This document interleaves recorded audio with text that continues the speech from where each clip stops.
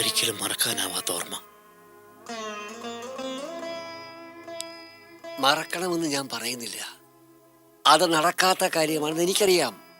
പക്ഷേ ആ ഓർമ്മ നിന്നെ തളർത്താൻ പാടില്ല, അത് നീ അറിയണം. ശരി മോനെ.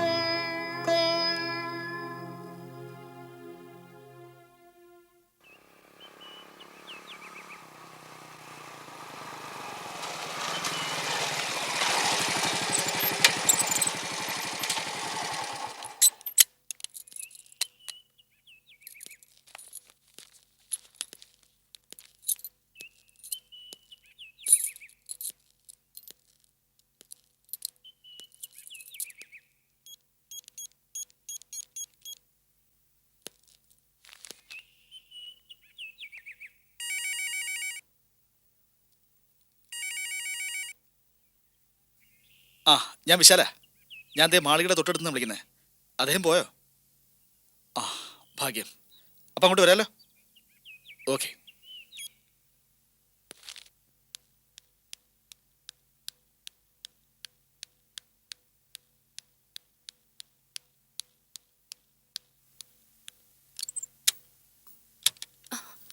വരൂ. ആരുമില്ലേ? ഇല്ല. രാമേട്ടൻ ഇല്ല. എന്തിനെന്നെ അത്യാവശ്യമായിട്ട് കാണുന്നു പറഞ്ഞത്? പറയാം. വിശാലിന് തിരക്കൊന്നുമില്ലല്ലോ. വളരെ തിരക്കേറിയ ജേർണലിസ്റ്റ് ആണെന്നുള്ളതാണ് സത്യം. പക്ഷേ അത് പ്രശ്നമല്ല. പറയൂ, ഞാൻ എങ്ങനെയാണ് യമുനയെ സഹായിക്കേണ്ടത്? എന്താ പ്രോബ്ലം? പറയാം. വിശാൽ ഇരിക്കെ.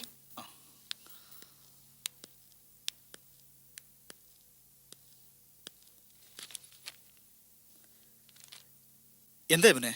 ഞാനൊരു പ്രതിസന്ധിയിലാ വിശാൽ. അതൊന്ന് സോൾവ് ചെയ്ത് തരണം. എന്താ? എന്തെങ്കിലും പുതിയ ഡെവലപ്മെന്റ് ഉണ്ടായോ? ഉണ്ടായി. ഒറ്റപ്പെട്ട ജീവിതത്തിൽ രക്തബന്ധങ്ങളെല്ലാം തള്ളിപ്പറഞ്ഞ എന്നെ സ്നേഹിക്കാൻ ഒരു മനുഷ്യജീവി ഉണ്ടായി. എന്നെ പ്രസവിക്കാത്തൊരമ്മ. വ്യക്തമാകുന്നില്ലല്ലോ. അന്ന് ഞാൻ വിശാലിനോട് പറഞ്ഞില്ലേ, ഒരാളിനെ കണ്ടുവെന്നും ഡാനിയൽ സാറിന്റെ ക്രൂരതയെപ്പറ്റി അയാൾ എന്നോട് പറഞ്ഞെന്നും. അത് ഡാനിയൽ സാറിന്റെ ഭാര്യയായിരുന്നു. ഒരു ആക്സിഡന്റിൽ 2 കാലം തളർന്നു പോയൊരു പാവ സ്ത്രീ അവര്. സ്വന്തം ഭർത്താവിന്റെ ഇങ്ങനെ ഒരു ബന്ധത്തെ ഒരു ഭാര്യ എങ്ങനെയായിരിക്കും കാണുക? ആ പെണ്ണിനോട് എന്ത് മനോഭാവമായിരിക്കും ആ ഭാര്യയ്ക്ക് ഉണ്ടാവുക? വെറുപ്പും രോഷവും അല്ലേ? അതെ, അതാണല്ലോ സ്വാഭാവികം. പക്ഷെ അന്നാമ്മ ചേച്ചിക്ക് എന്നോട് വെറുപ്പോ ദേഷ്യമോ ഒന്നുമില്ല. സ്നേഹവും അനുകമ്പയും മാത്രം. എന്റെ കഥകളൊക്കെ അറിഞ്ഞതുകൊണ്ടാവാം, കുട്ടികളില്ലാത്ത ആ പാവ സ്ത്രീക്ക് ഞാനിപ്പോ സ്വന്തം മോളെ പോലെയാ. ഒരമ്മയുടെ വാത്സല്യമാ എനിക്ക് അവരിന്ന് കിട്ടുന്ന വിശാൽ. ഇത് വിചിത്രമായിരിക്കുന്നു. ഒരുപക്ഷെ ഇത് ദൈവത്തിന്റെ ഒരു സൗജന്യമായിരിക്കാം. യമുനയുടെ ഗതികേട് അറിയാവുന്ന ദൈവത്തിന്റെ സഹായം. അതിരിക്കട്ടെ, ഇവിടെ എന്താണ് പ്രതിസന്ധി? അന്നാമ്മ ചേച്ചി എന്നെ പിറന്നാളിന് വിളിച്ചിരിക്കുന്നു. ഈ വരുന്ന തിങ്കളാഴ്ച പിറന്നാള്. എനിക്ക് പോണോന്ന് വലിയ മോഹമുണ്ട് വിശാൽ. പക്ഷെ ഡാനിയൽ സാർ അറിഞ്ഞ ഭൂകമ്പം ഉണ്ടാവും. എന്തും ചെയ്യാൻ മടിക്കില്ല മനുഷ്യൻ. വലിയ റിസ്ക് ഉള്ള കാര്യമാണ്. ഏതാണ് പ്രധാനം എന്ന് തീരുമാനിക്കുക ആദ്യം വേണ്ടത്. ഡാനിയൽ സാറിന്റെ ഏത് റിയാക്ഷനും നേരിടാൻ തയ്യാറാണോ യമുന?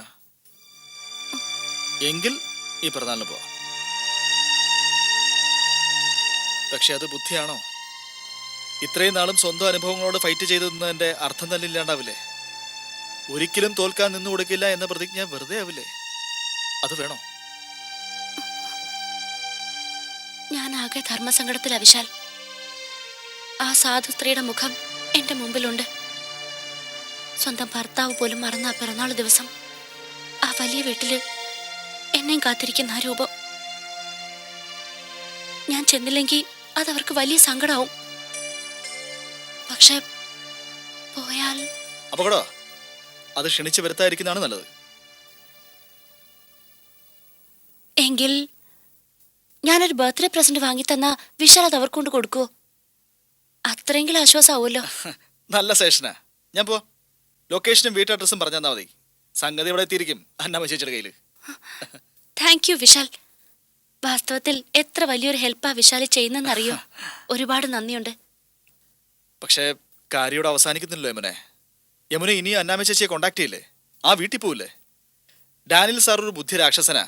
വിവരങ്ങൾ ചോർത്തി കൊടുക്കാൻ ആൾക്കാരുണ്ടാവും. അതൊക്കെ ഓരോ നിമിഷവും ഓർമ്മയിലുണ്ടാവണം. ശരിയാ വിശാൽ. പുറത്തേക്കുള്ള വാതിൽ അടഞ്ഞൊരു കോട്ടയ്ക്കുള്ളിലാ ഞാൻ. എന്നെങ്കിലും ഇവിടുന്ന് എനിക്ക് രക്ഷപ്പെടാനാവോ? ഏയ്, അങ്ങനെ നിരാശയാവേണ്ട കാര്യമൊന്നുമില്ല. സമാധാനായിട്ടിരിക്കേ. ഈ വിശാല് നാട് വിട്ടു പോകുന്നൊന്നുമില്ല. പ്രസന്റേഷൻ വാങ്ങിച്ചിട്ട് എന്നെ അറിയിച്ചോളൂ. തിങ്കളാഴ്ച ഞാനത് എത്തേണ്ടടുത്ത് എത്തിച്ചോളാം. താങ്ക്സ് വിശാൽ.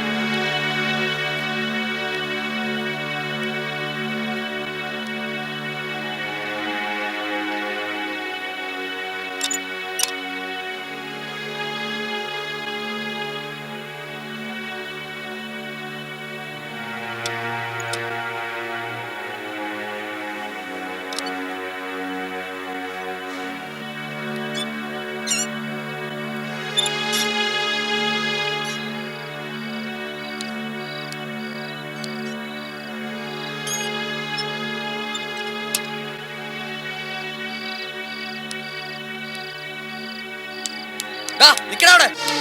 ദാ.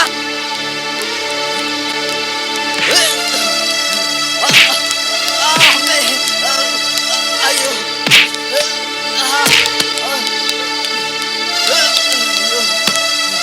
ഡോക്ടർ. ഡോക്ടർ.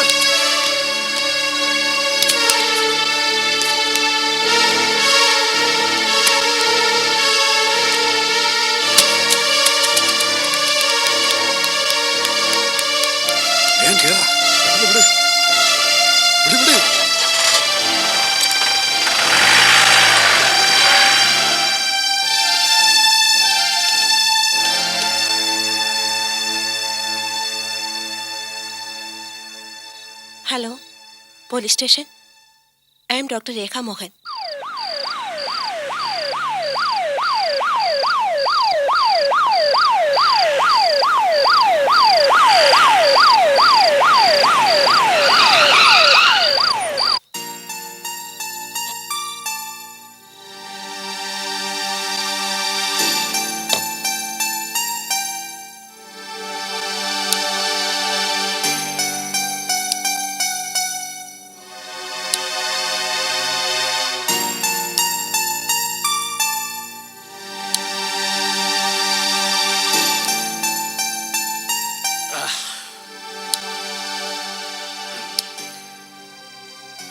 ഈ സ്ഥലം എന്തുകൊണ്ടും സേഫാ. ഒരു ഈച്ച പോലും ഇങ്ങോട്ട് വരില്ല. എന്ന് വെച്ചാൽ എത്ര ദിവസം സാറാ ഇതിനകത്തിരിക്കുന്നത്? പുറത്തിറങ്ങിയില്ലെങ്കിൽ എനിക്ക് ശ്വാസം മുട്ടും. പുറത്തിറങ്ങിയാലും നിനക്ക് ശ്വാസം മുട്ടും. പോലീസ് നിനക്ക് വേണ്ടി സർവത്ര വലവീശിയിരിക്കുക. നിന്റെ നിഴല് പോലും അവർ കാണരുത്. കണ്ടാ പിന്നെ അഴിയണ്ണി കഴിയാൻ നിനക്ക് കുറെ കാലം.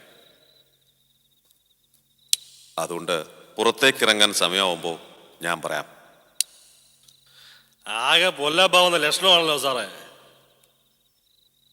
നീ വിവരക്കേടൊന്നും കാണിക്കാതിരുന്നാ മതി. ഒരു ചുക്കും ഉണ്ടാവില്ല.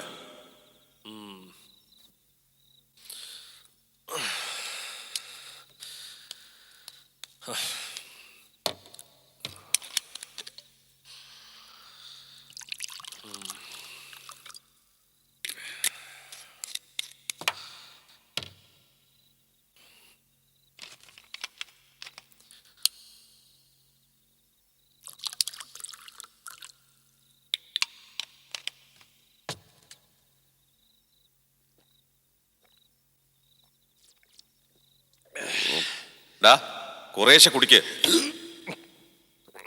ഇത്രയൊന്നും പോരാ, ഇനിയും വേണ്ടി വരും. അത്രയും ടെൻഷനുണ്ട്. എത്ര ദിവസമാ വട്ടന്മാരോടെ കഴിഞ്ഞത്.